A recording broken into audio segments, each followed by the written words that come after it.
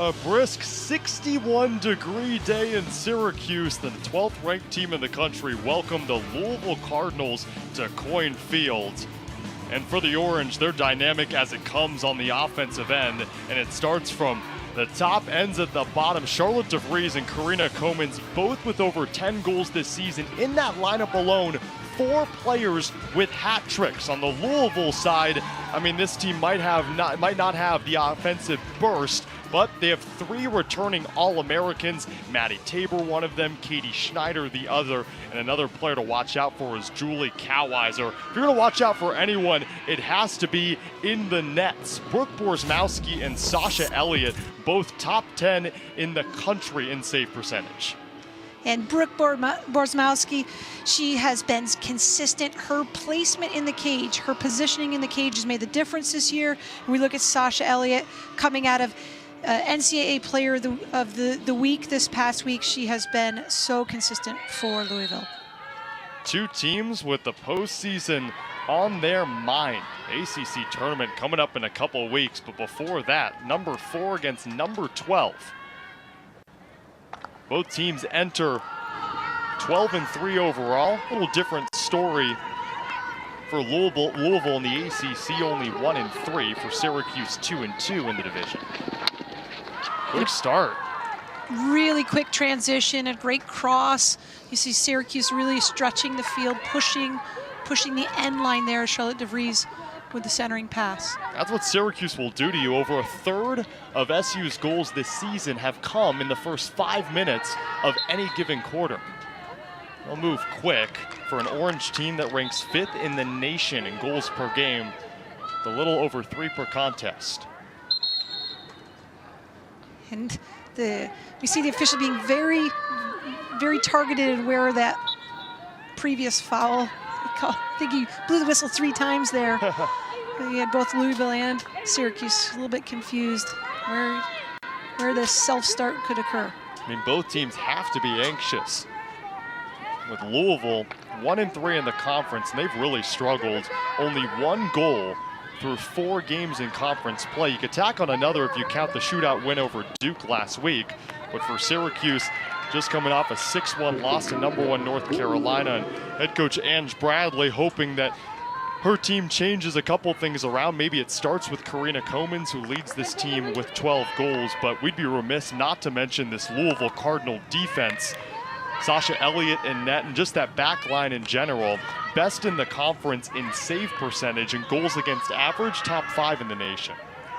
Yeah, they're just so, they've been consistently calm under pressure, and that makes the difference. You know, not only do they have that outstanding goalie, you know, between the pipes, but this back line has just been a wall, and really the main reason why we have Louisville ranked number 4 in the nation.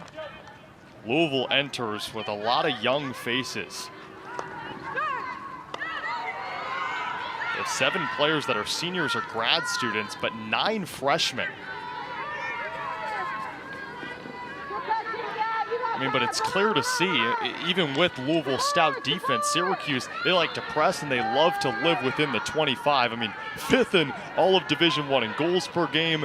They're top 10 in assists per game, points per game, and that's just the philosophy of Syracuse, especially under Ange Bradley. Here's a little statistic to throw out. Syracuse, 53 goals through 15 games. Now in 16 seasons under head coach Ange Bradley, 9 of them in which Syracuse has scored at least 50 goals in the first 15 games. You just know they want to move, they want to press forward. And what Ange has this year is so many weapons on that offensive side. And, you know, we see that with 4 different players wearing the orange and blue this season with hat tricks, and that's just an astounding number. You know, I've been calling Syracuse games for years, and this is a very deep, I think Ange would say it's her deepest team she's ever coached, and what makes them different is that they have so many players that can put the ball in the net.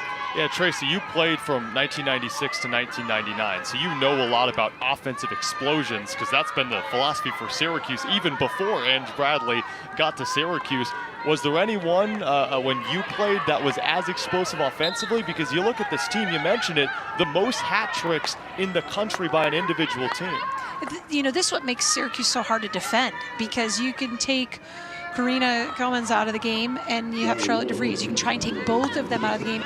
They have so many weapons from the midline to the subs that are coming in, and that is just, it's been a challenge for everyone going against the Orange this year. Number 32, that's currently on the defensive end, Sabina von den Einden, is Justine Sowery looks on in her 12th season for Louisville. She was also an assistant coach for the Cardinals in the early 2000s. She returned after a little stint at UMass. But number 32, Sabina von den Einden at the bottom of your screen. She also has a hat trick. You shut down DeVries, shut down Comans. And against Cornell, I mean, she entered the season, or entered that game with 3 goals on the season, tacked on 3 more. The offense is just so explosive. And we're not even talking about Eefke van den Nieuwenhof, who has an absolute cannon on that offensive penalty unit for Syracuse. And certainly that's such a weapon for them. And Syracuse missed her when she was out early in the season. So they have incredible weapons. It's for Syracuse today, they're going to have to win the midfield matchup, keep the ball on the offensive end. They've been doing that a lot at home. A Syracuse team so far at home this season that has outscored teams 30-3. 7-0 at home. And they've only allowed 3 goals. It's an Orange team that hasn't allowed a goal at home in over 310 minutes. That dates back to the September 16th game against Duke. That was 6 home games ago. Yeah, it's really interesting. I don't know a coach at any level in the country that wouldn't say they want to have pride on, and defend the home field. But since the moment Ange Bradley arrived 16 years ago, she has always, preached and I think had the team, the culture buy into winning on this pitch. That's just been paramount to her philosophy. I know you've talked to Coach Bradley a lot, and we've talked to her a lot entering this game, and I think the biggest phrase that always stands out, protect coin, right? This field's name, and it just seems like there is that pride factor under head coach Ange Bradley. The Orange have won 85% of their home games, 119-21. Yeah, she has always, had such value to it. And I'll tell you, it's interesting listening to some other coaches that have played here this year, and actually, listening to Louisville this week and talking to the comment about playing at Syracuse was there's going to be a rowdy crowd. There's going to be a big crowd here. And certainly we don't have the Syracuse does not have the highest, averaging crowd in the country, but it's been noted by other ACC coaches that come in here that they know they're going to have players and fans in the stands. Whistle Amelia Kaczmarczyk moving toward that 25. Kaczmarczyk, number 15 in white and black. Now she's the glue of the midfield according to her head coach. As DeVries is poked away off her stick, but Syracuse to contain. What we will notice, I'm seeing right away for both teams, is very quick restarts on these possessions, on turnovers. I think there's no doubt both coaches think that's a key. We know, speaking to Ange Bradley, that was something that she thought they could improve on from last week versus North Carolina. It's that quick restart. You have to take advantage of that to be successful today. And if you're Louisville, one of the worst offenses in the ACC, even though the Cardinals are 4th in the country. Louisville 15 games in, only 30 goals. Out of the 77 teams in Division I field hockey, they're the only team in the ACC in the bottom half in goals per game. So you wonder, okay, Syracuse off quick restarts because they like to press and really prioritize the offensive side of the ball. But for Louisville, maybe just finding that life entering postseason play in a couple of weeks. Yeah, absolutely. I mean, I'm certain that Louisville prides themselves on defense wins championships, and that is a trademark of Louisville field hockey. But to win the big one, you got to put the ball in the net, and we know that. Speaking with Louisville this week, that absolutely is been a priority and a focus in practice. Dootman to the near side, Quigley. Sabina von den Einden down that near sideline. It's knocked out of play by Izzy Bianco. one of the 9 freshmen on this team, and someone that our head coach Justine Sowery says, hey, she's not just the glue of that freshman class, one of the most impressive players in that freshman class. Yeah, you got a sense of how much fun she's had with this team this year. Having 10 new players, you know, bring along that many new players, so many getting really important minutes for Louisville. She, you know, talked about this class that was incoming, the freshman class, was heavily recruited during COVID. So much of the conversation with these recruits was over FaceTime and through Zoom. And she just talked about the high character and, you know, quality humans that also are matching the athleticism that they clearly have for this new crop. And you'd think, okay, you have to recruit over Zoom. How much can you actually see the talent of these players? 5 minutes to go in the first quarter, still no score, and it seems like this game is controlled now in the midfield as Louisville takes it. But you would think, okay, do you see a lot of these players? Do you see them in action when you're just zooming them and watching the film? But, I mean, Justine Sowery told us earlier in the week, it's actually better. We've been able to talk to them as people and not just recruit them as players, which was an interesting approach, at least maybe to me, because a lot of the times you look at the COVID year and say, okay, maybe you can't recruit as hard. You can't learn who these people are, but maybe the Zoom technique actually worked better for Louisville. Yeah, I think there was so much more, in addition to that, there's just so much more film watching. You know, you couldn't travel. Now, a lot of these girls were still playing, but you couldn't necessarily travel to watch them live. And, you know, that so much technology changed, you know, since March of 2020. But I imagine that the video analysis. Plumb the shot, the deflection misses wide left. Amorde on that near post. She had a wide open net. And fortunately for Syracuse, they got lost. They got lucky is what they got. Even getting the stick on the ball there. What an opportunity, a little missed opportunity for Louisville, but they have to be pleased with penetrating through the back line of Syracuse.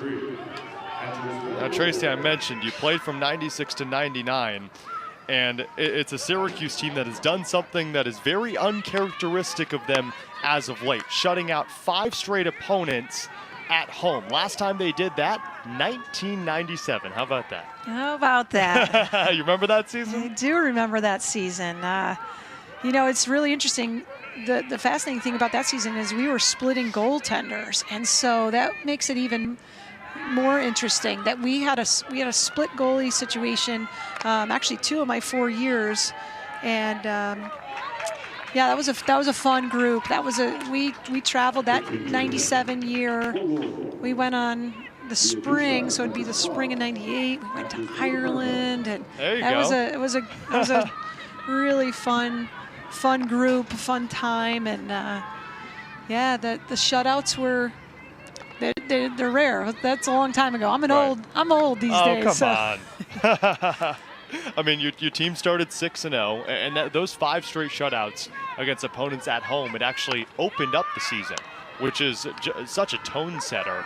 And for Syracuse, maybe it is a tone setter going into postseason play. Yeah, you know, and I think about that 97 team. 96, I was a freshman, and we had 9 incoming freshmen that year. Wow. So by the time we got to 97 season, we had a full year. We had a really, we were into the system at that point. 2 minutes left in the first quarter. No score between Syracuse and Louisville. The Cardinals have dominated the all-time series as of late. Louisville has won 6 of the last 8 matchups with Syracuse. And for an Orange team that ranks top 10 in the nation in shots per game, up there atop the ACC in shots per game as well, Syracuse without a shot so far. How about that?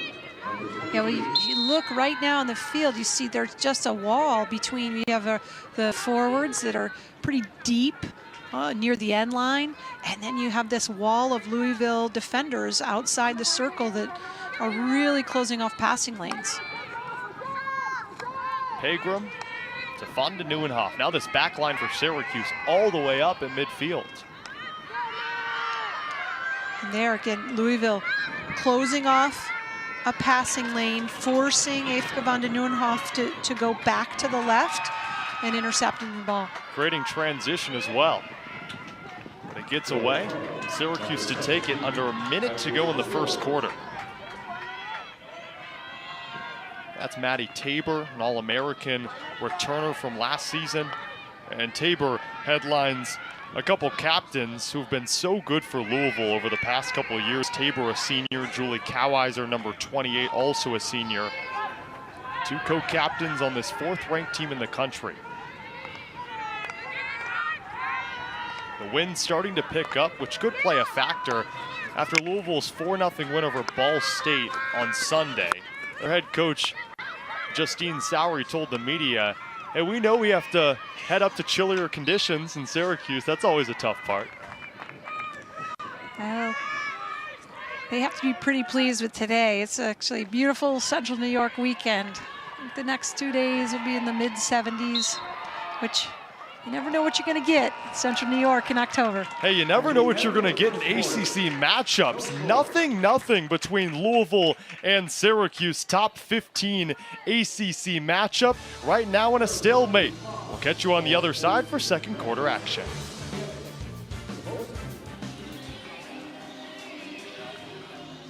Back in Syracuse, no score between number 12 Syracuse and number 4 Louisville. Katie Schneider on your left, Charlotte DeVries on your right. Two players that are actually really familiar with each other, not just the stars on their respective teams. They actually played together back in 2019 on the U.S. women's national team in the U19 ranks, which is so cool.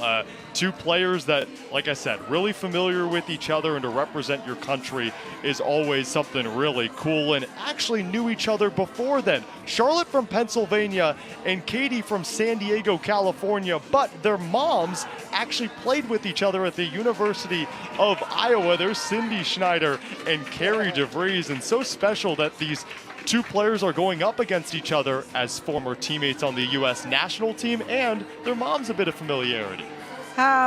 You know, these people, they're family friends.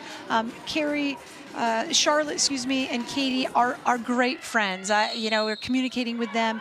They keep in touch throughout the season. They keep in touch, you know, in the summertime, and, you know, having this connection with their parents at Iowa. And really that Iowa team had other teammates that are playing in the ACC at Virginia. They've got, you know, children at Michigan and Michigan State. So pretty fun story to have, not only that friendship, but the parents that will be linked forever with that college team. And the apple doesn't far fall from the Hawkeye tree. How about Iowa pumping out some talent, multi-generational talent, you could say. I mean, Carrie DeVries in her own right was phenomenal. She helped Iowa to 3 Final Fours. She was a multi-All-American in her right as well. Cindy Schneider also played a huge role on that Hawkeye team back in the late 80s, early 90s. And calling for a video referral here. The ball clearly hit the foot of Eefke van de Nieuwenhof, and the reason for the video referral would be whether or not she was inside the striking circle. If she was outside the circle, it would just be a hit going in. If it was inside the circle or on the line, it would indeed be awarded a corner. This would be huge for Louisville. Right now, out-shooting Syracuse 1-0. Can you believe it? But Syracuse, one of the best offensive teams in the country. But yeah, this could be huge for Louisville.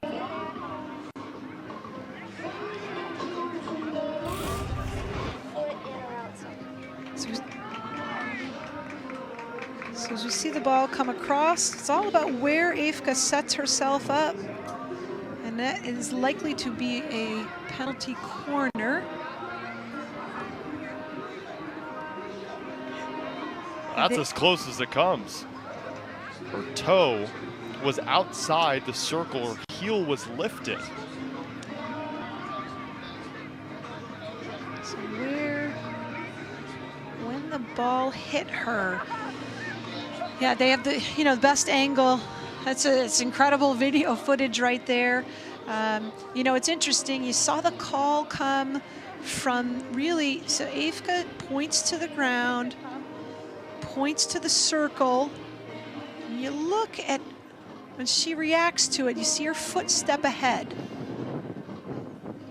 So they have the best angle right now. It's pretty amazing. We didn't do this years ago.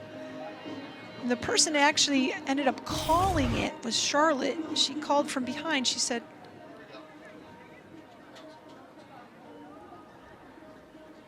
the decision is free out, and they get to keep their referral.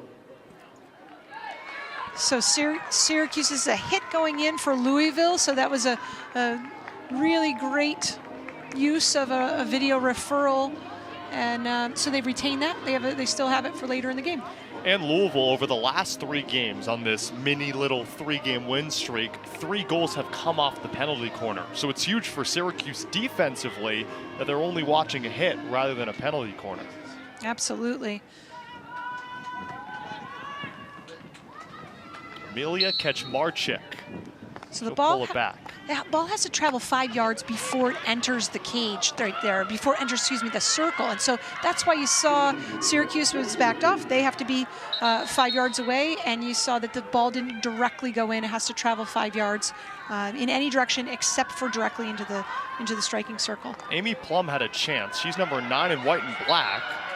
Louisville's putting pressure on Syracuse in their back line. She's a mainstay on this team as Plumb leads the team in, well, you name it, goals, assists, points for the last couple of years. And this pressure, it's very interesting to see if Syracuse is going to respond to really the threat that Louisville has placed. A pass, Boogert the deflection, and it's kicked away by Sasha Elliott. That was a beautiful, lead, nice deflection, and certainly like she's done all season long. You have Sasha Elliott that has just been in the right place. Placement. Sasha Elliott, the top goalie in the nation in save percentage, top 5 in goals against average. In 15 games this season, Elliott has surrendered just 14 goals. Ooh, this is pretty unfortunate for Syracuse. That's an intentionally putting the ball over the end line, even though it was nowhere near the circle. That was, if we look at this a little bit closer, in this case, the ball was pushed out of bounds there. That's preventing Louisville from being able to attack towards the cage. That was seen as being intentional, which is why the penalty corner was awarded. Brings up a penalty corner. Louisville all too familiar with penalty corners over the last couple of games. In the last 3 contests for the Cardinals, 24 penalty corners. And how about this shot? Getting the Louisville players right outside the circle. Aimee Plumb to insert. We're going to talk a lot about Aimee Plumb this game. The junior leads the team in goals, assists, and points, and even shots. The strike, and it's blocked away. Wow, Brooke Borsmowski on all 4s parries that one to the side. And that, very classic Brooke. She's so quick off the line. So when that direct hit came in from Louisville, she just explodes to the ground. It's a really clean stop, beautiful sweep, and just immediately was able to cover the space. Tracy, that's on Julie Coweiser as well, who's going to be a senior team member for the National Field Hockey Coaches Association when the season comes to a close. Was the ACC Defensive Player of the Week earlier in the year, but she can score as well, as a team-high 6 goals on the season. Borsmowski laid out to stop her.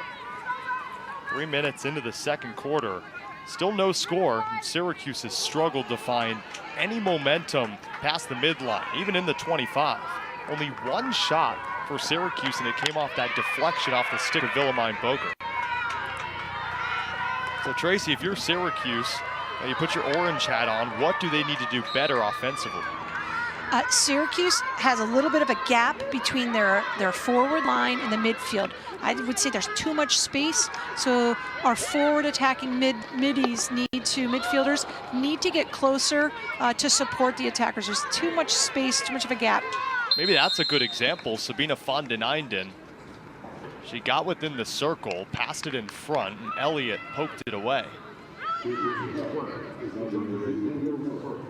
But another referral. And that's in the shooting circle. It's Katie Schneider talking to the lead official. So this is going to be interesting. I actually missed this. I was looking outside the striking area. You can see that Louisville's asking what the video referral is for. There's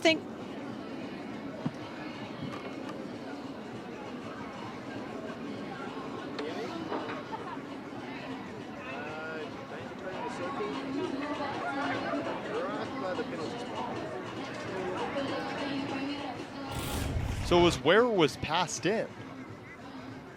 So look as this entered. You see that high stick of Joy Harmon going way up and extending above the head.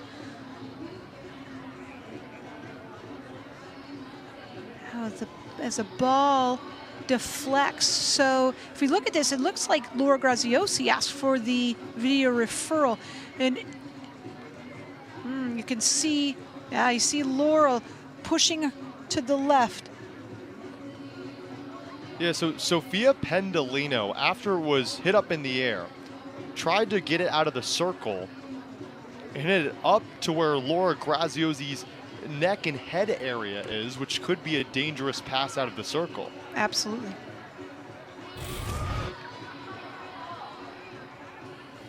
Danger call on orange, penalty corner, and they get to keep their referral. So another great use of a video referral. That's the experience. That's the 5-year experience of Laura Graziosi, realizing that in that moment, as Louisville's clearing the ball out, her body had to not only move, but that ball was up too high. And so what a great referral. I got to be honest with you, I don't think I've ever seen a video referral where the defender has made a foul clearing it out and has been awarded with this. And so that's the senior leadership right there. Graziosi in her 87th game of her career. I know the seniors will be celebrated on Sunday when it's senior day here at Syracuse against Rutgers, but Laura Graziosi is showing why she's seasoned. Willemijn Boogert to insert. So, 2 batteries set up at the top. The pass. DeVries sweeps it. It's over to the left side, still free. Louisville to take it. Wow, Sasha Elliott is just so good in net. Look at this in 3 seconds, how quickly Louisville gets the ball right down. And right in the back of the net. The first goal Syracuse has given up at home in over a month. Incredible transition. And they will look at this to see if this goal is legal. But absolutely textbook transition. And what they're going to look there is to see if the ball hit the rounded side of the stick. If not, Katie Schneider is credited with a goal, but if so, then Syracuse just caught a big break.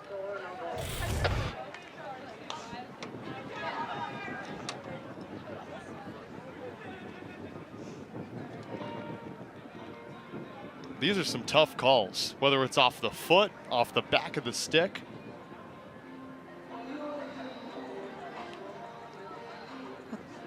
The transition from the defensive end was just incredible.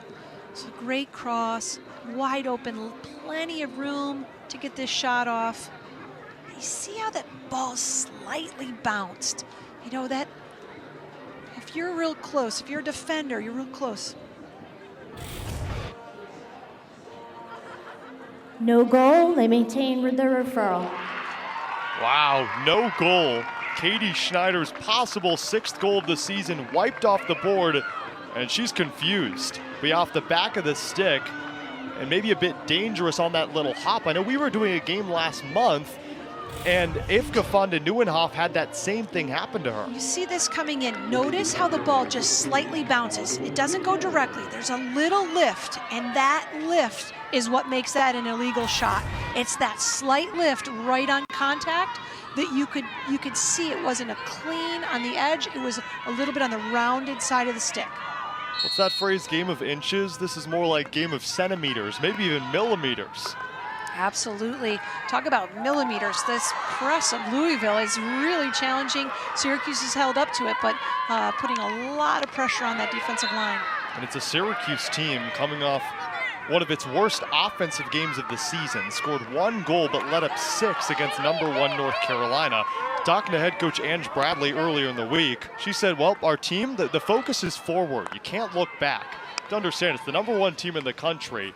And although you had success against them the past couple of years, to realize you got postseason play looming, you got the 4th-ranked team in the country to worry about. Watching Syracuse bring the ball down right now, the last 2 possessions, I've noticed Charlotte DeVries getting rid of the ball quicker, getting it into that striking circle. I wonder if that's one of those, adjustments that they made at the quarter.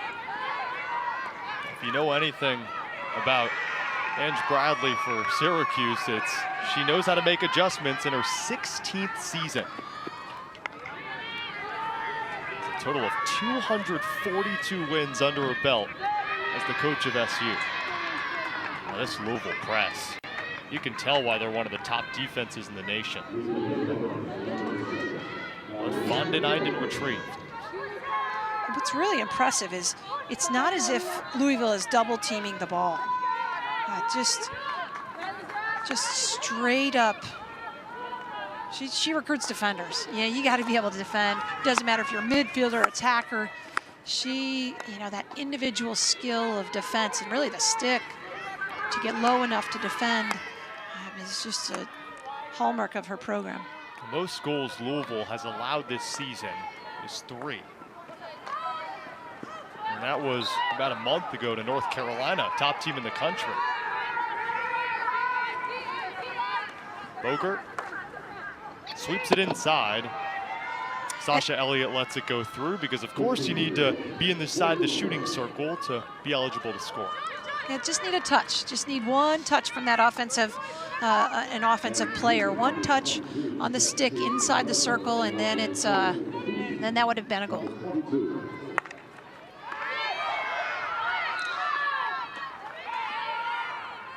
Now you see there that the ball clearly, we could see that hit the foot of a player. Now, if there weren't any defenders around, an official would let that go.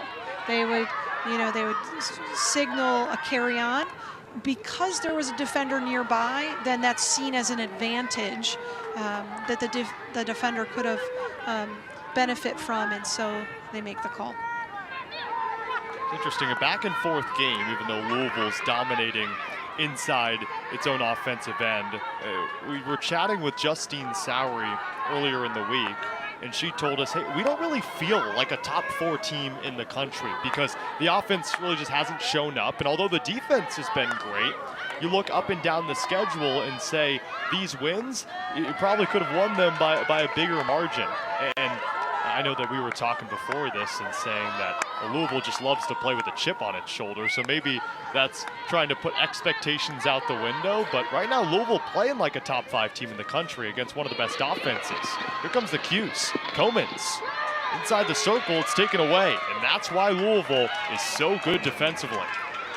It's positioning right there. You had Quirine Comans that has been just outstanding all year, but it's Louisville's positioning on the ball that continuously is able to take these takeaways from Syracuse. And conversely to Louisville, Syracuse is entered today tied with North Carolina in goals this season. Remember, North Carolina, the #1 team in the country, but you have to contest with Quirine Comans, who has 12 goals. Charlotte DeVries with 11. They're both top 5 in the nation in goals per game. They're both 2nd and 3rd, respectively, in the ACC in goals per game. And right now, being kept quiet. A lot of substitutions really going both ways. it makes sense. This is such a fast pace. Look at the transition. Louisville doing an absolutely phenomenal job in the midfield. Aimee Plumb in the 25. Back hit. And Syracuse halts it for a second. The Cardinals jump right back on it. Bianco.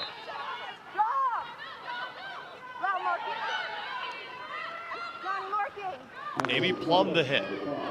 It's off the stick, goes outside the 25. Louisville to reset.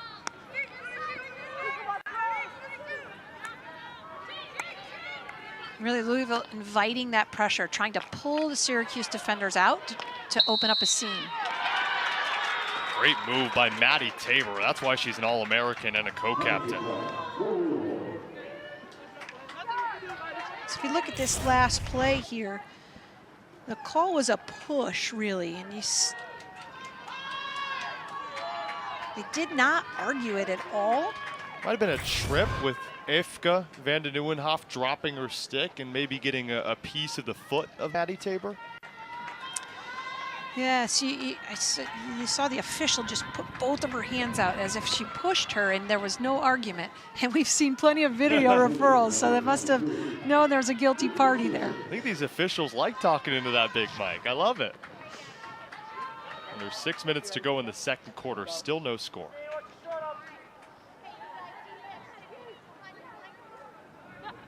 Tabor to insert. Stop. Plumb sweeps it, just misses wide left. That's what Louisville likes to do. You put a really talented player up top and you hope for a deflection. Yeah, it was a good insert. It was a good stop just off the cage. You know, had an opportunity there, potentially for a tip, or get it just, you know, you might aim it right for the inside corner. But it's pretty common that, you know, I think Louisville has struggled. They've absolutely out-cornered teams throughout the year and just had difficulty executing them. Over the last 3 games, Louisville with 24 penalty corners, only 3 goals off those 24. Today, 2 penalty corners, no goals. Lana Hamilton into the circle, trying to drift by Coweiser, can't do it. But it's out of play and a long hit for the Orange. So he's asking, the ball's going to have to go back to the 25-yard line there, 23-meter mark. Restart. Boogert inside. Harmon. Back hit. It's lifted off the padding of Elliott. And again, Louisville trying to move in transition. Plumb. Great defense. Even though it goes out, S.J. Quigley just stopped some kind of counter. Absolutely. Just gave her team 3 seconds to get into positioning. Charlotte DeVries, Seuss Heinekamp waiting to come into this game. DeVries on the field, Harmon out. It's the most prolific lineup for Syracuse. We got Quirine Comans, Charlotte DeVries, 2 players with a combined 23 goals. 63 points as well. They don't just do it in the scoring department. Great move. Willemijn Boogert, that's what 11 years of field hockey experience will do for you. Majority of those years playing professionally in the Netherlands.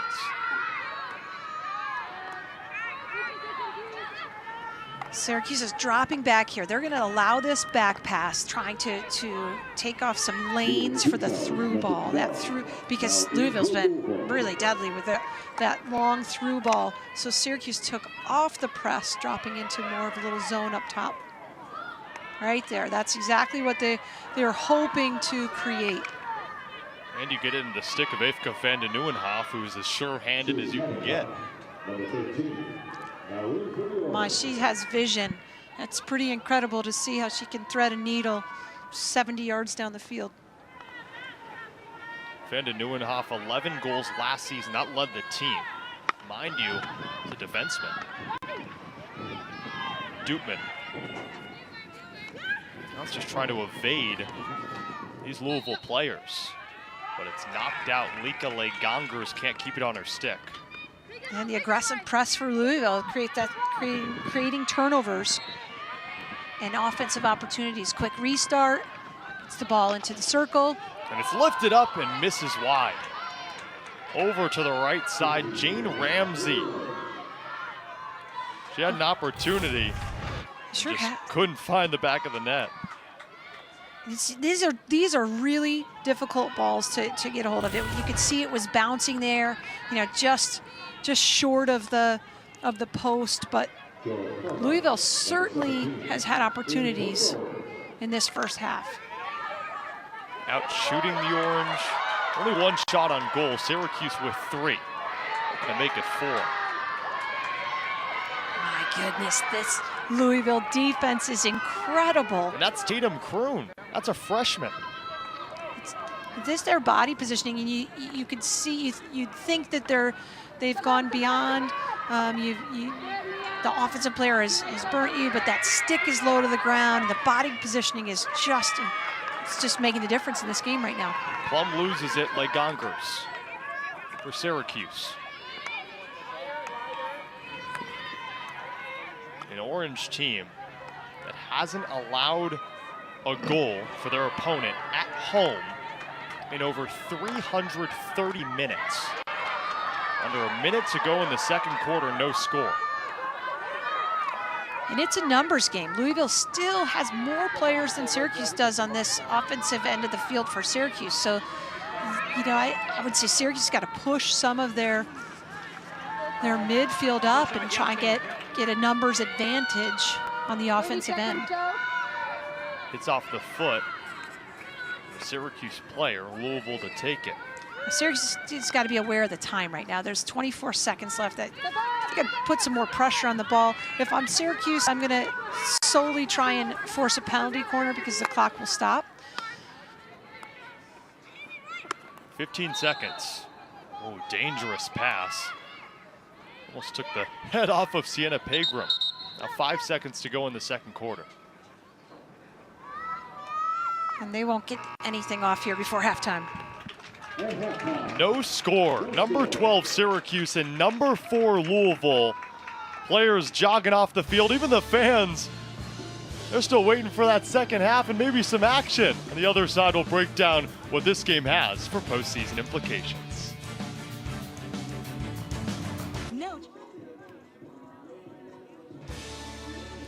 No score at the half between a couple top 15 ACC foes. October 9th will forever be etched in the memory of Syracuse field hockey, mainly because Julie Williamson, the first ever Syracuse field hockey player to have her jersey retired, and what a special moment it was a couple weeks ago. I feel so fortunate to be here today to represent Syracuse University field hockey. This is something that's so incredibly special to me that I never saw coming. I recognized that field hockey's meant a ton to my life, and Syracuse field hockey as well. I mean, some of the greatest women I had as mentors here in my life, truly. Honestly, I think that it means so much more than field hockey and the jersey retirement itself. It's really just awesome to have the opportunity to celebrate her and her accomplishments. It's a really, really special day for me and for Julie and for all the players who played before Julie and all the players that have played after Julie. I think it's just a terrific honor for Julie. I'm thrilled that she is the first field hockey player to have her number retired. It is amazing.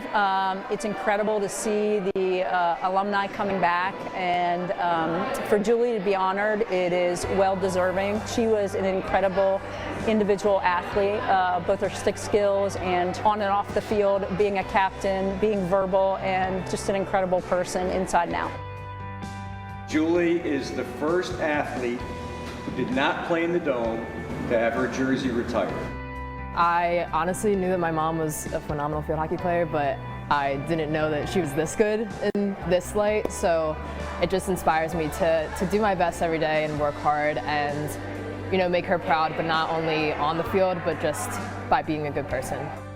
Julie Williamson brought such passion and intensity to the game that I loved, and she just brought the level of intensity of the whole team up, and it was amazing experience to play with her. It's been 30 years since we left here, and Julie is such a humble person, just a good, beautiful person inside and out, and it means so much to me that she's being recognized for an honor that she would never tell people about. The records that she holds and the impact that she's had on women's athletics, a very, very special day. You know, needless to say, years ago, sat in those stands with Julie's dad and had no clue at that time that this was coming. You know, to have a jersey retire and it to be a female athlete for field hockey is incredible. And like I said, Julie is well deserved for it. The jersey says 9 and it says Williamson on the back, but that's just a representation of a sea of women who put in blood, sweat, and tears over time, going way back. I stand here part of the Syracuse University field hockey family, and I look at that jersey, and the things that'll remind me of most, always, is love, support, guidance, growth, and opportunity. I just want to say, Julie, I am so proud of you.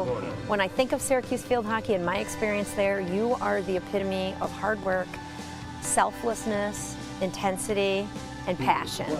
And that's what any team needs to be successful. And we are all so proud of you, and we love you. Wow, what an honor, and thanks to everyone who played a part in putting that together, specifically Ellis Stanton, just doing a great job exemplifying what it means to have number 9 etched in the lore of Syracuse field hockey. Tracy, I know you were there. What was that moment like? It was incredible because, you know, the amazing athlete and field hockey player that Julie is, she's even a better human.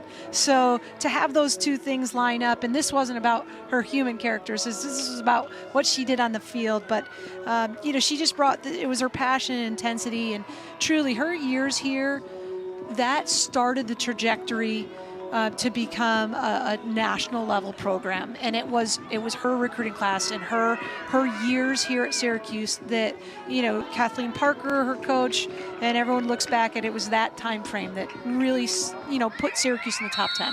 1991 to 1994, the first ever U.S. women's national team player to compete for Syracuse. And she's played a huge impact on this program. The Orange trying to build off that great event last week in what was a first half in which, well, there wasn't a lot of action going on. Louisville had a goal wiped off the board, but here comes Syracuse jumping on the offensive end. Already in the circle, Comans around Elliott. She's tripped up, falls to the ground. Wow, and Tracy just 30 seconds in. Syracuse still controlling in the circle. And no doubt that Syracuse came in to try and force a penalty corner. It's really interesting and great composure for Quirine Comans because she went right down on the field. If we look at this, yeah, Charlotte DeVries intercepts the pass, eludes 1-2 defenders. Is able to, clearly he's just going right into the foot trying to get that call there. Right off the foot of Kelsey McCrudden. One of 2 McCruddens that's having cracks at Syracuse. Her sister, Jenna, played Syracuse earlier this year for Kent State. Well, Syracuse had 1 penalty corner in the first half. A little over 30 seconds into the third corner. This is their second. Joy Harmon, it bounces up, and that's a dangerous shot. It will go Louisville's way, and definitely not what Syracuse wanted. Harmon tried to stop it and instead wasn't able to. First half stats for you, Louisville and Syracuse. It was a pretty bleak first half. Only 3 shots on goal for Syracuse, 1 for Louisville. What really stands out to you, Tracy? Honestly, I think Louisville's got to be really happy with how they performed. They had opportunities. They didn't convert on them, but they were on the offensive end more than I would expect to be coming into the game. I think Ange Bradley, she's all about these first 5 minutes of a quarter, and Syracuse didn't take advantage either way. We'll see if the next 3 minutes bring something to either team. Like I said earlier, Syracuse has scored over a third of its goals in the first 5 minutes of any given quarter. That's where Syracuse makes quick work. Van de Nieuwenhof. And also something of note, Syracuse outscoring opponents 31-9 in the second half. Look at this pressure from Louisville. They have 5 girls in the, creating that turnover right there. The Louisville has a numbers advantage right now on the offensive end and on the defensive end. A team in Louisville that's been successful for what seems like forever, 103 consecutive weeks within the top 20 dating back to 2013. To say that Justine Sowery has built one heck of a program might be an understatement. Yeah, there's no doubt about it. And truly what's fascinating right now in this particular game is how every section of the field, they have the numbers advantage. And I absolutely believe that's the difference in the game right now. Bouncer from Schneider gives Syracuse the ball. And this is odd for Syracuse, who's been so dominant at home in the last 5 home matchups, outscoring opponents 19-0. Doesn't seem like Syracuse has its groove on the offensive end. Well, that's this stifling defense, right? They haven't played a team with the amount of defensive-minded athletes, and we're not just talking about that back line, which of course gets the credit. You are watching attackers right now. You're watching offensive forwards that are creating turnovers through their defense. Amelia Kaczmarczyk, who's more of a defensive-minded midfielder. She sent it in a deflection that went way wire, but Louisville still has it. Kaczmarczyk tries to penetrate the circle, and Pegram there to block her out. And S.J. Quigley has really done some nice things with her positioning today, really just slowing or stopping the attack. Didn't get the complete turnover, but slowing the attack, allowing Syracuse players to get in position. Quigley has started 64 out of the last 65 games for Syracuse. So even though Louisville's so stifling, and maybe you could take it back to your days with the team in the late 90s, it helps to have those seasoned veterans because maybe you want to be on the offensive end, but like S.J. Quigley is, she's been able to drop back and provide a little bit of support for her defense.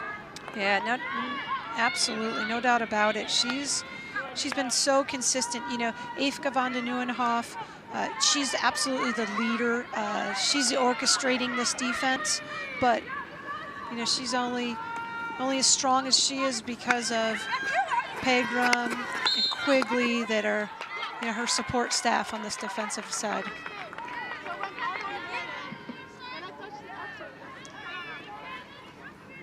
So again, almost 5 minutes into this third quarter, and it just get the sense it's not going to be a high-scoring game, right, Cam? Yeah, I mean the 0-0 score line is evident enough, but yeah, you just track deeper into the stats, and for a Syracuse team that's top 5 in the nation in goals per game, no goals and only 3 shots.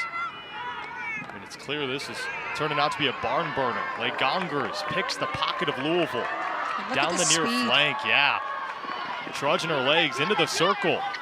The back hit, Elliott kicks it away. Legongers still with it. It's still free on the second chance. Whistle is blown before the ball slowly trickles out of the shooting circle. You saw a stick obstruction on that, but watch Quirine Comans, how she's able to keep her stick on the ball. It bounces off, it gets recentered right here. She keeps her stick on the ball, keeps her stick on the ball, and that allows her to get that call. Syracuse top half in the conference in penalty corners per game. And right now the Cuse, just 5 minutes into the third, have more penalty corners in the second half than they did in the entire first half. So the call was definitely just sent in from the sidelines for Syracuse. They huddled up, and we'll see. The last penalty corner certainly was a little bit of a breakdown. The insertion was off a bit. So we don't really know what that play was. Maybe we see it here. That's right. We're going to get this on, okay? Get it up. Boogert to insert. Oh! There's the stick stop. DeVries the sweep, it's blocked away. Sasha Elliott, the VCU grad transfer, is a stalwart in cage. Oh my goodness, Tracy. And this was a great send. It was a good stop, a sweep, looking for a deflection, just didn't quite get there. And again, Sasha Elliott being that steady Eddie on the defensive line. I mean, for Elliott, she's one of 7 goalkeepers in the nation that allows under a goal a game. Now that's on average, of course. Louisville in its 16th contest, and Sasha has only given up 14 goals. Did a lot of the same at VCU, was the A10 Defensive Player of the Year a season ago, and even when she played in the Netherlands back in 2016-2017 for one of the most highly ranked teams in the Dutch Pro League, she only gave up about a goal a game. I mean, it's been consistent dominance from 2016 to now 2022. And you know, she's been, even in this season, she's been in so many close games. You know, a week ago, she's in a triple overtime game versus Duke. Her experience, she's got a tremendous experience, but she's got experience in so many close games. And, you know, that's absolutely, we've seen it all season. That's why she's one of the best in the nation. Earlier this season, actually went up against the VCU Rams, against her former team, and only allowed 1 goal. EJ Amorde, pressured by Jannemijn Doetman. It's taken by Chloe Kazupi. A lot of the focus will be around Sasha Elliott, who wasn't even thinking about jumping into the transfer portal after choosing not to return to VCU for her 5th year, but then said, oh, little birdie said maybe there are some programs out there that need goalkeeping, and it just so happened that Louisville was one of them after losing their freshman goalie from a season ago, the ACC Freshman of the Year. Yeah, just, you know, take a quick look at this replay. It's a stick obstruction on a reach from DeVries that you know, automatically is awarded with a penalty corner. And it's India Reed that draws that one. I mean, we've talked time and time again about the depth on Syracuse. Louisville showing, well, it's a top 5 team in the country. The depth is there as well. Yeah, no doubt about it. Look at this video footage. I love it. This is amazing. It's amazing. We got a cameraman actually on the field and then has to trudge off of it. So right there is the inserter just looked at her stick. I often wonder, we used to have little signals. The stop. A strike right into the chest of Borzmowski, still free. It rolls in, but a whistle blown right before that ball rolled into the cage. If you look at this great insertion, good stop. And Syracuse there to clear. She's down. That's Laura Graziosi. And that's just, oh goodness, we need to get this ball out of here. It's one of those, the floor is lava, house on fire, just get everyone out of there. Insert in the stop. A fake pass, then the strike. It's off the padding of Borzmowski. Another stop for Brooke Borzmowski, and that's on the former All-American Julie Cowiser. Wow. Great defense for Syracuse, really be patient. That's often something that you're under pressure. It's a 0-0 game. Just the patience and willingness to spin away from the attackers, having confidence to do that, to get the call. Now, it's obvious both teams want to score first, but by the statistics, they also want to score first because scoring first is really synonymous with winning. Syracuse 8-0 when it scores first, the same with Louisville. In fact, Louisville hasn't lost a game this season in which they've scored. It's incredible. Look at this pressure. And that's what you give up. If you put that high attacking pressure, you can open up lanes. That's what you would sacrifice if you're Louisville. Syracuse down the far side. Comans into the circle, creating space. It's knocked out by Elliott.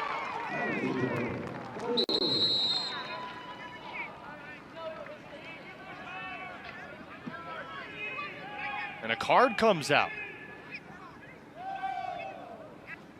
So the first announcement was penalty corner, and then the ref dived into her pocket and brought out the card.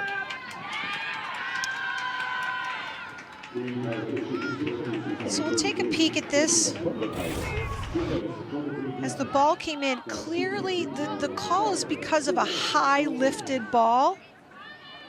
You saw it come off the stick, come off the pads, and the high lifted ball. Then what you can't see there, you see them, you know, turn around and kind of point to someone. Sometimes maybe it's a phrase, something that. Yeah, so Tracy, Sabina van den Einden, after that ball was hit out, watch number 32 van den Einden takes a big hack at it after the whistle was blown, unnecessary, and she reached her stick back, almost like hacking at it like a golf ball. So Sabina van den Einden, that's her 3rd green card of the season, and Syracuse a woman down for the next 2 minutes. And that's huge. You know, it's a dangerous play. That card's awarded because of a dangerous play, but huge for Syracuse, you know, to be down, especially since they're having trouble getting the numbers right when they're even right now. And now you have to worry, can this Louisville attack find something, maybe a little space? Dootman turns away. So impressed with Dootman and her just calmness under this pressure. That's a freshman, Tracy. Yeah, she, you know, I think a typical freshman would try and get rid of that ball very quickly as the defense was closing in on her. Graziosi, oh, she had Boogert free on the far side inside the circle, but it was deflected off the stick. That can be said about a lot of the freshmen on this field. It's a brand new ball game. It's a lot faster, and athleticism is usually king over those little skillful plays and the talent in that regard. I was just gonna say, maybe with 45 seconds left, you might hesitate a little, bringing it back to Aimee van de Nieuwenhof on the clear, but it's not the case. Aimee one of those players where if she has the ball at her stick and she wants to find a teammate 30 yards downfield, you usually won't stay there for long. And let me tell you about her. I think that people have that vision. A lot of people have that vision. Very few can do what she does, which is make the connection. You can see it, and you know, and an above average player can see those openings, but doesn't have the skill to hit it the way that Aimee can hit her teammates. Syracuse back to full strength. It makes sense why Aimee van de Nieuwenhof, 3rd-team All-American, All-ACC first team last year. And here comes the Cuse, now at full strength. DeVries turns, the back hit blocked away by Elliott and then kicked wide. And here comes Syracuse applying that pressure on the former A-10 Player of the Year in Sasha Elliott. Sent in once again. The turn by Comans, shoots and scores!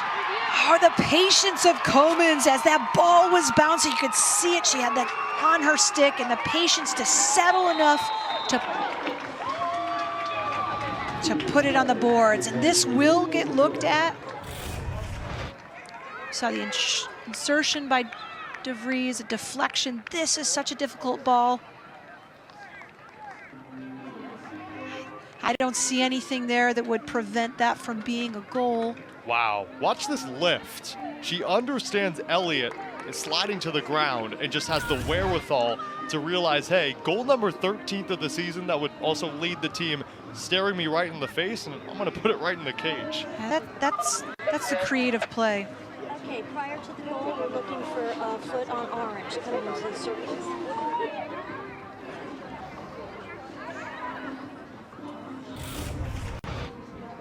Does it deflect off a Syracuse player's foot?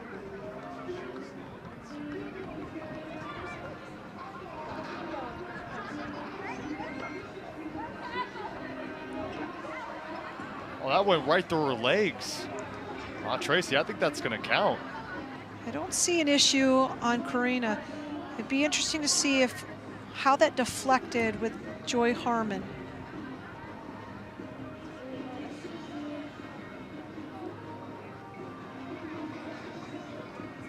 Here's a different angle.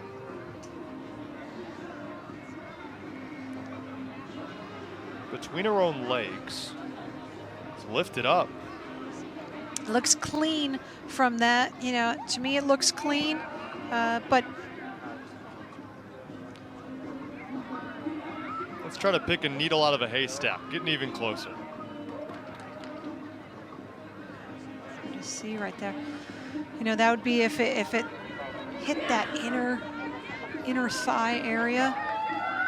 Remember, the call on the field was a good goal, and that's important. Oh, okay.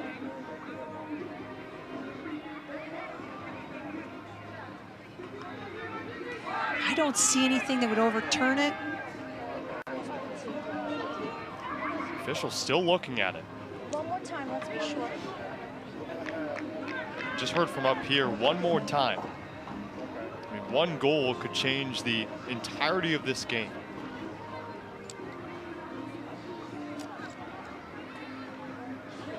See that one more time, just like that, just to make sure. And we're looking right now at exactly what the officials are looking at here. And you can kind of hear them with their mic. They just want to make it right. If this counts, Syracuse is 8-0 when it scores first. This could be huge. Again, Quirine Comans, possibly her 13th of the season, watching it, if it hit off any part of her body, that would elicit that goal to be called back. Goal stands. Louisville loses their referral. 13th of the season for Quirine Comans, already led the team in goals, and she just tacks on another for a player that has been unbelievable in her last 7 games. Make that 12 points for Comans in her last 7. Sam Swart is jumping and dancing, and Comans just looks cool, calm, and collected. Just gave her team a 1-0 lead. Goodness, it's the athleticism, the stick skill, the awareness, the ability to get out of the way from that bouncing ball, and then seeing Sasha Elliott gauging the goalkeeper and being able to lift it over her. That's why Quirine is one of the best in the country. You just saw it right there. We got to see it 18 times on replay. It's just incredible. Quirine Comans earlier in the season said that scoring is just a feeling. It's not really a thing I think about, it just happens. Before a game I would visualize how I want to score and then I'm going to score. It's that mentality that allows Comans to be so successful. It's knocked out of the air, no whistle. That one bounces up and above the top of the net, and seemed like to be a lot of dangerous plays there. You know what happened is they actually held the whistle to allow Louisville to get that shot off. So there was a foul there with a high deflection off the pads, but because a Louisville player got the ball and was able to try and attempt a shot, they held the whistle, which is an advantage that all attackers would want. But instead, Syracuse at the midline. Now for Louisville, it's less about lauding over how impressive the back line has been, and can this offense find its stride. So far in this game, 6 shots, 3 of them on goal, but no goals to show for it. Did have a Katie Schneider breakaway goal that was wiped off the board because of a dangerous shot, so hit it with the back of her stick.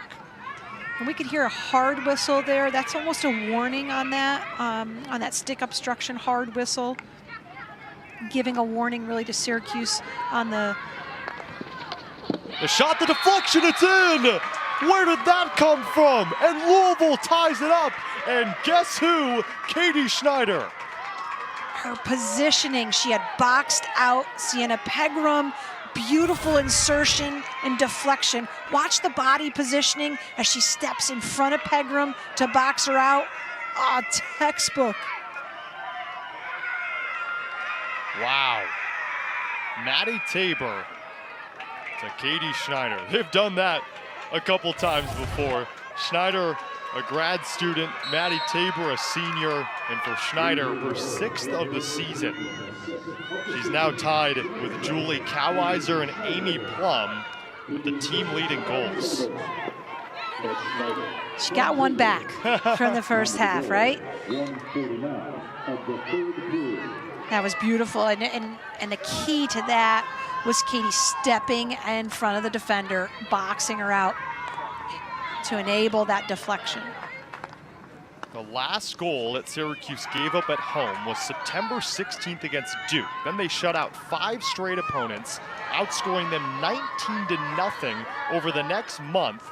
And Louisville finally finds the breakthrough. That breaks up a streak of over 330 minutes. And now SU looks to take the lead. It's off the foot.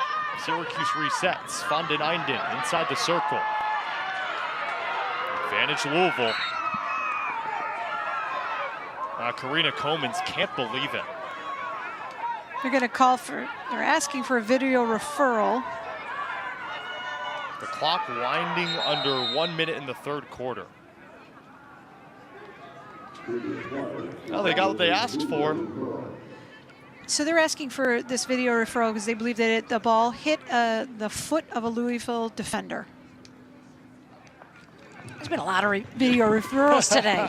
I'm not sure I've ever been in a game with this many. Not even in your playing time?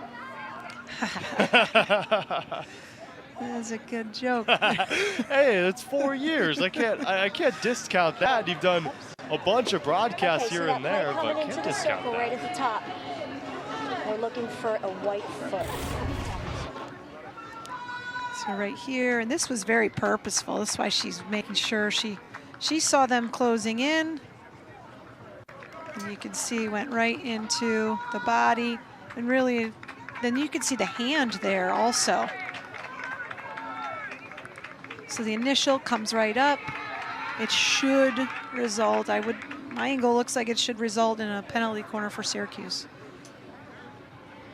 And right there you can see the official was absolutely screened. You wouldn't be able to see that really from the positioning of where that play was. That's Van den Einden, who's lobbying for the call. EJ Amorde down to almost her knees, and that, you're right, that screened the official. Mm-hmm.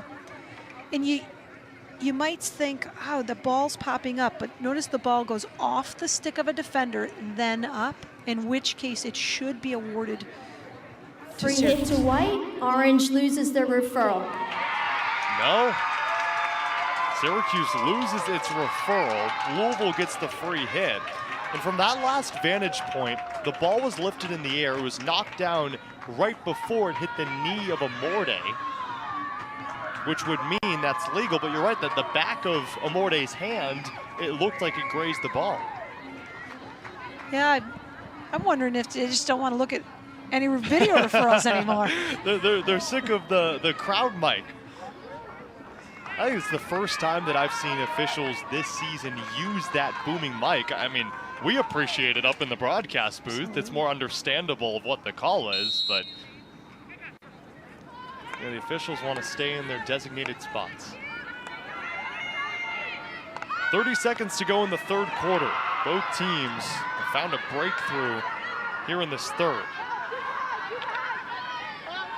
Quirine Comans' goal, and then just a couple moments later, Katie Schneider off a deflection. You'll see a quick insertion right now.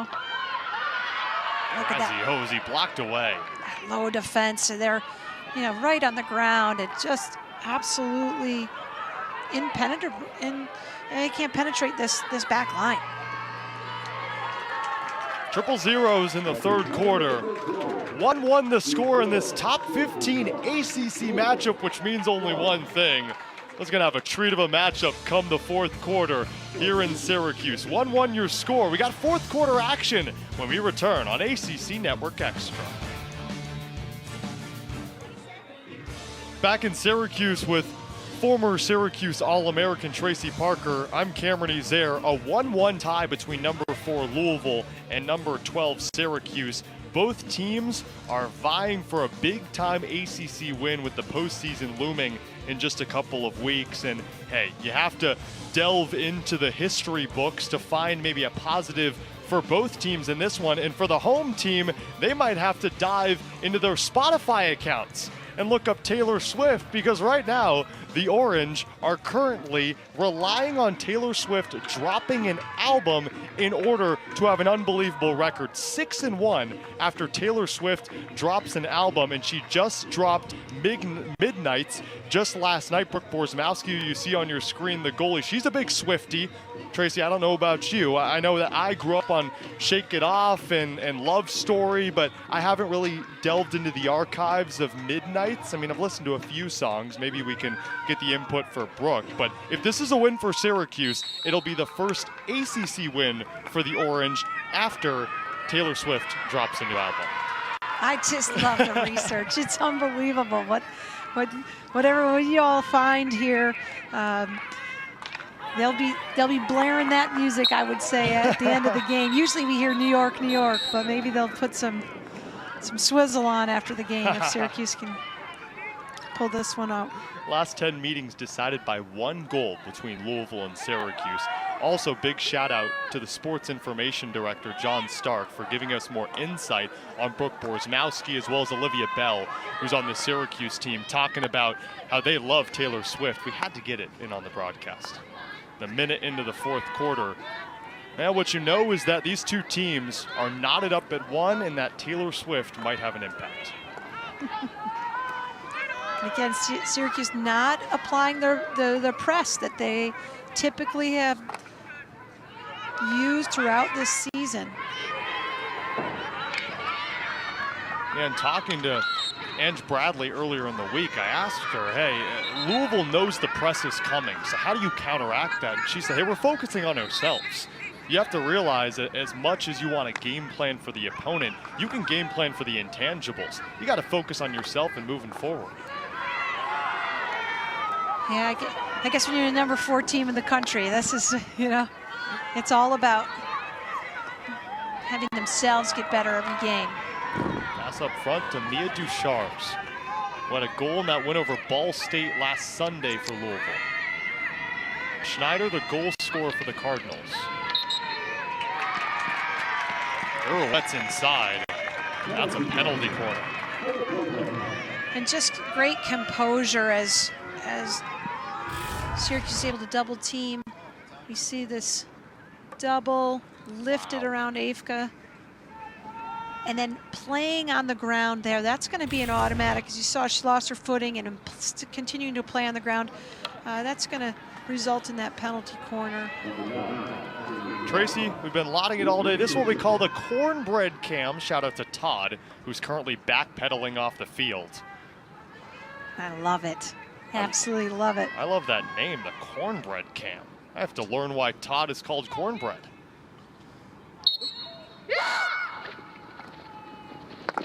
The sweep, it's low. Borzmowski stops it. Still free.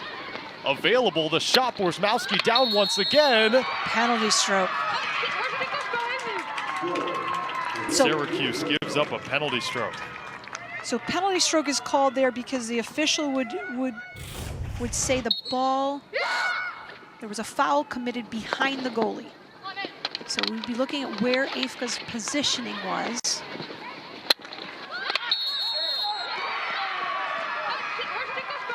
So we see this.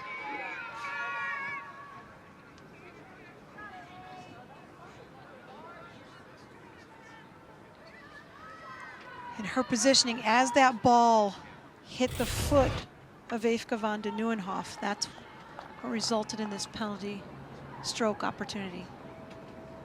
Louisville 2 for 4 on penalty strokes. The shot, and it's in! Louisville takes the lead, and it's Aimee Plumb who puts them on top. And watching the approach on this penalty stroke, everything in her body language said left, and she put the ball to the right.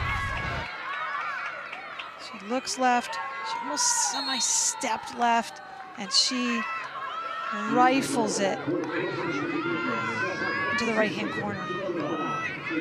Perfectly executed. There's that cornbread cam getting the celebrations of the shot. Louisville 2 unanswered. And for Aimee Plumb, her team leading 7th of the season, it's 2-1 Cards. And for the layman out there that doesn't fully understand the difficulty of taking a penalty stroke, how difficult is it?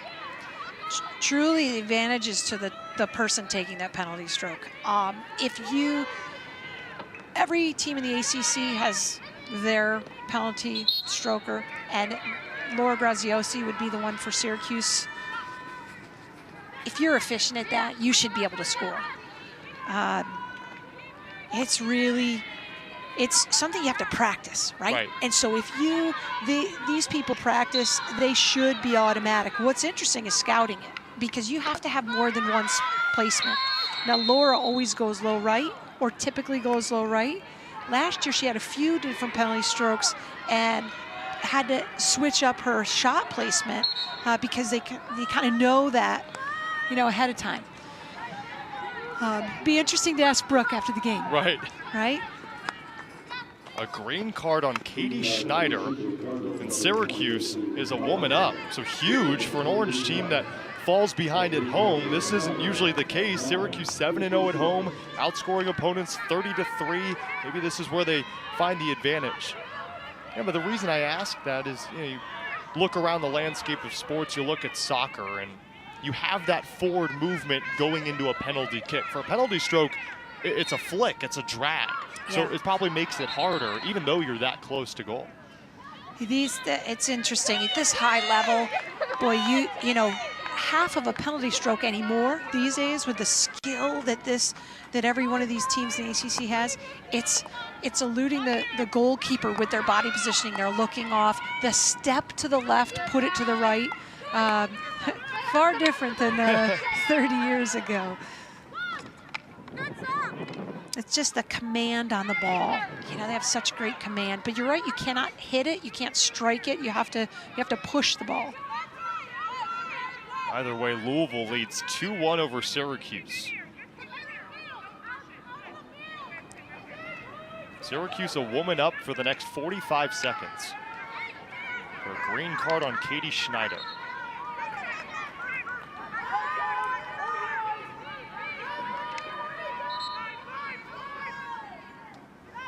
Van den Einden into the circle. Cowheiser pokes it out.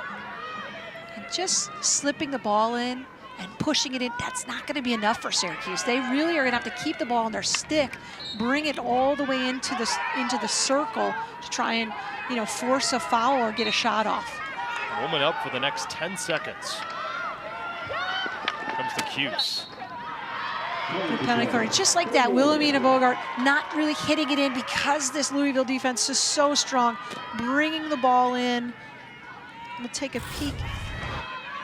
So you're getting through two defenders, really drawing in, and then right there just clearly went directly into the foot of a defender to set up this opportunity. We really haven't seen Syracuse have a solid, clean penalty corner. We had one sweep that got off. What they haven't used today is that pass to the left. It's usually DeVries or Van de Nieuwenhof with the strike. There's the insertion. Comans takes it to Van de Nieuwenhof, who fakes and then strikes it. A slow roller, it's still loose. The Cuse trying to find it. Another shot. Elliott hops on top of it. There'll be another penalty corner. So Syracuse doing a great job with their deflectors, really crowding that inside part around Sasha Elliott to create another penalty corner. That's its fifth of the game.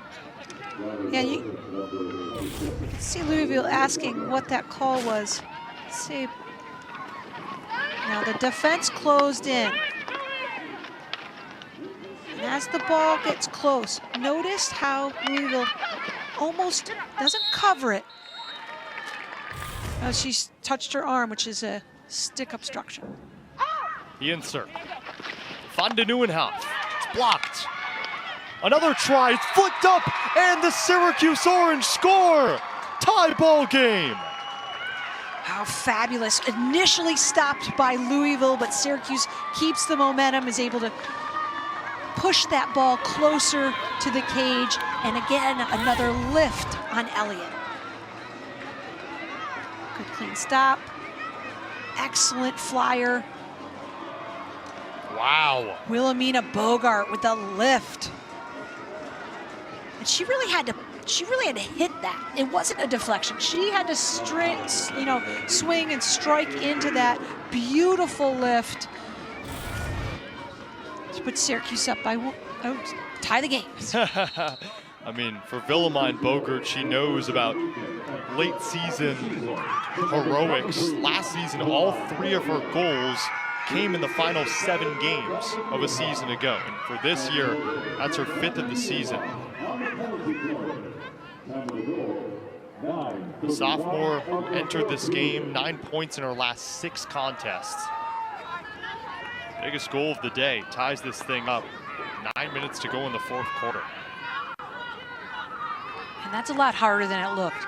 So having that small space, being able to actually get that ball, lift that ball, that's a skill that is a lot harder than it might have looked just then. And Syracuse again took off their press, dropped back on the front line.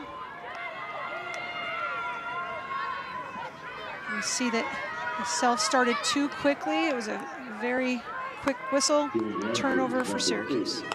No goals in the first half. A combined 4. We're only halfway through the 4th quarter. 2 teams that know a lot about playing ranked opponents. SU playing its 8th ranked opponent. Louisville, its 9th. A reminder, this is game 16 for both these teams. Jane Ramsey shaking it off. Ball hitting her right in the hand. And hey, I said shake it off, which is a great Taylor Swift reference. Talking about those Swifties. Maybe I'm one of them, now that I just referred to it live in a broadcast. I mean, hey, Syracuse 6-1. Right after Taylor Swift drops an album, she did so last night, and Syracuse ties it up. Tell you what, this team will want you to be a Taylor Swift fan. You can add to that stat line. Great transition. Anna Hamilton, the freshman. I call that ball lifted up, which gives Louisville the hit coming out.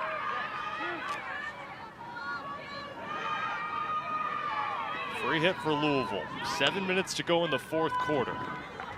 Entered this game with the storyline of a top 5 offense in the country against arguably the best defense in the nation.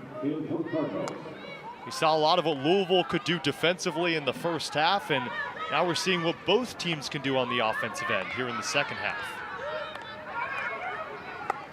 Great patience by Louisville. You know, they were able to get through Syracuse by having Syracuse released one girl, Willemijn Boogert, to go put pressure on the ball, and that opened up a space for Louisville. They took full advantage. DeVries. Pirouette around a few Louisville players and puts it back to the back line. That's what Syracuse likes to do. They like to set things up with Van de Nieuwenhof. Up ahead of DeVries. You can hear that stick obstruction. You can hear it all the way up in the booth here. Graziosi to DeVries. Looking for the lead. Graziosi back to her. The back hit. Elliott there. Still free. Hamilton passes inside. Elliott another stop. Unbelievable save by Elliott to recover that 45-degree angle back to prevent the go-ahead goal for Syracuse. That was a wide open net until Sasha Elliott got on top of her feet. Initial stop, retreat, slide. That's why she's one of the best in the nation right there. Unbelievable. Last year at VCU was one of the best goalies in the country. A 2-time All-Southern region player, 2-time ACC Defensive Player of the Week this season. He's a 2-time Defensive Player of the Week in all Division I this year as well. That's why you have Elliott back there. And to think that Sasha Elliott wasn't even planning to come to Louisville. And a few phone calls here and there, And Justine Lowry, the head coach for Louisville, knowing the head coach of VCU, the assistant coach for the Rams, also played at Louisville, to get her into this program. And now Louisville with a leg up, Laura Graziosi a green card. That's tough with 5 minutes left in the fourth quarter. So that, you know, what that effectively might do for Syracuse, it pulls away someone from the offensive end. All right, so Laura's always been a midfielder since the day she arrived at Syracuse, but right now they're gonna have to pull someone back off the offensive end to be able to help support defensively. Quigley's back there with Van de Nieuwenhof. Great layoff to Dootman, over to Legongers. Trying to burn this penalty. What a nice lift by Dootman. Wow, Charlotte DeVries across the 25. DeVries looking for the lead, shoots, it's blocked down, Comans, she scores! Unbelievable, that Sasha Elliott, an initial stop, but it's Quirine Comans in the position to finish. And look at the speed. It's the stick, it's eluding the defenders, but it's the speed.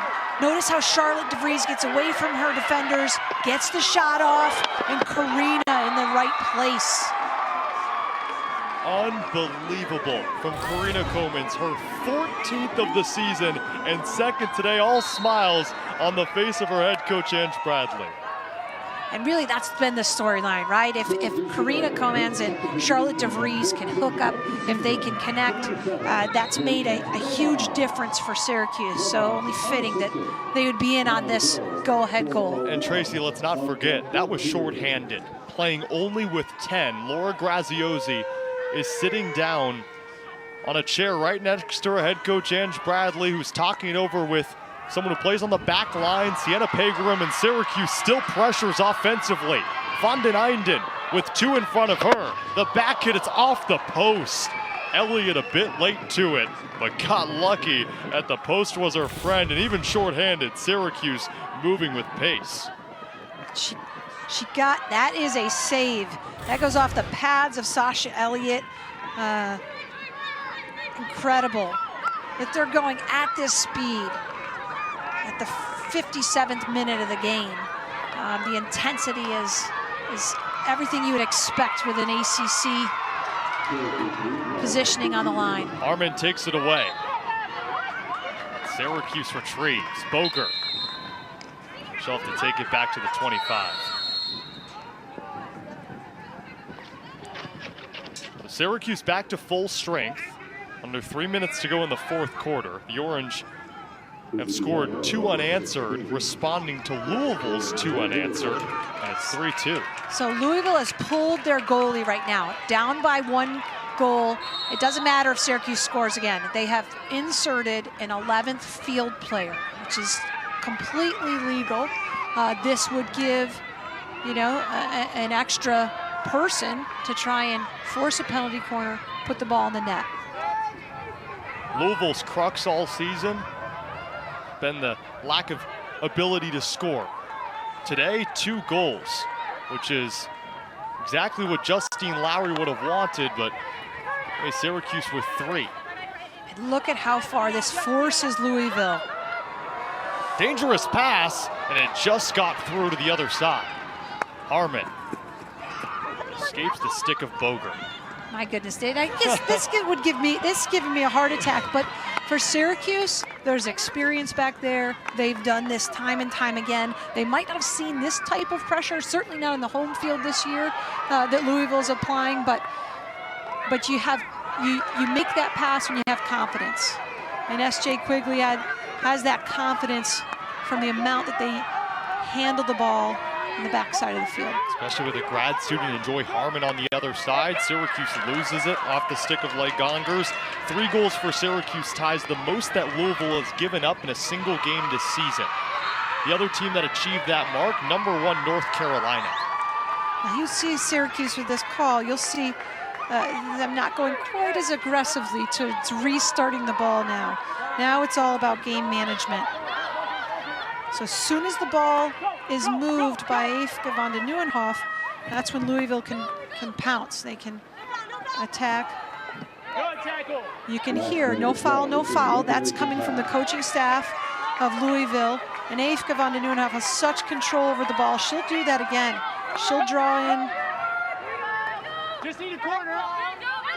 She'll look for them to push the ball. Great turnover by Louisville. Comes the Cardinals. Catch Marchek inside the circle.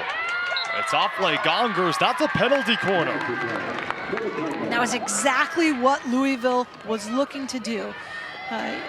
Create this offensive opportunity with the penalty corner. If we take a look here, as the ball comes in, she is just looking for the foot of the Syracuse defender. You can see, and truly watching that, her eyes are completely looking at where is the stick of the Syracuse defender, where can I put this on her foot, on her leg, to create the offensive corner opportunity. Louisville looking for an answer to that Quirine Comans shorthanded goal. The stop, the sweep, it's blocked off a defender. Syracuse takes possession under 30 seconds to go. Cowiser couldn't find the deflection. This is where it's tricky. 16-7. Aimee's got to take this pass. She's got to get it off. She could get a delay of game, which would be a turnover. Not the case there. 7 seconds left after being down by 2. Or pardon me, 1. She'll go right into the corner, protect the ball. This game is over. An exhale from the Syracuse faithful. A 3-2 win over the 4th-ranked team in the country on the shoulders of 2 goals from Quirine Comans. What a game. Syracuse 8-0 at home this season, undefeated heading into Rutgers on Sunday.